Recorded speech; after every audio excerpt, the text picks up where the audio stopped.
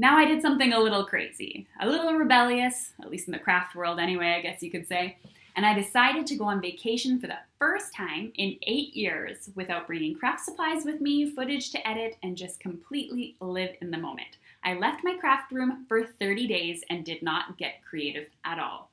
Here's what happened. Now, crafting is my therapy. For the last 8 years at least, I have been sitting down in my craft room at least once a week, making cards and making content to put on my YouTube channel.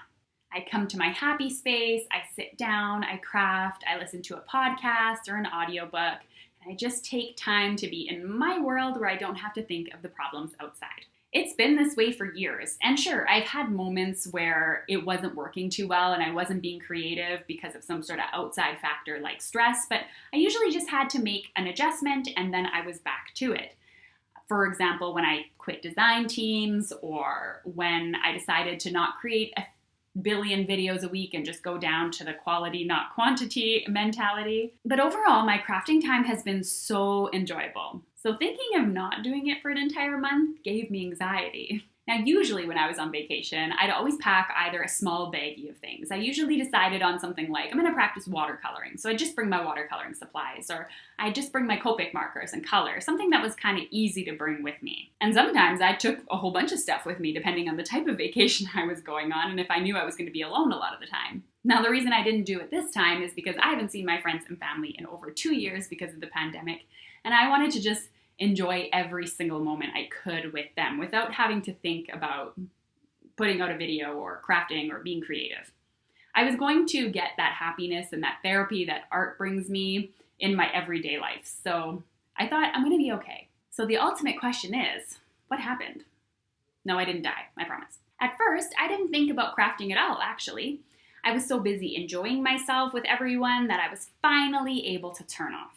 Now, by about week 2, though, and I also blame this because I threw my back out on my holiday and couldn't really move around too much, I started to kind of fantasize about the things that I wanted to create. But I wasn't really fantasizing about card making, to be honest. I was thinking of art journaling and maybe creating a traveler's notebook, or maybe creating a little bit more of a modern scrapbook that I've never done before.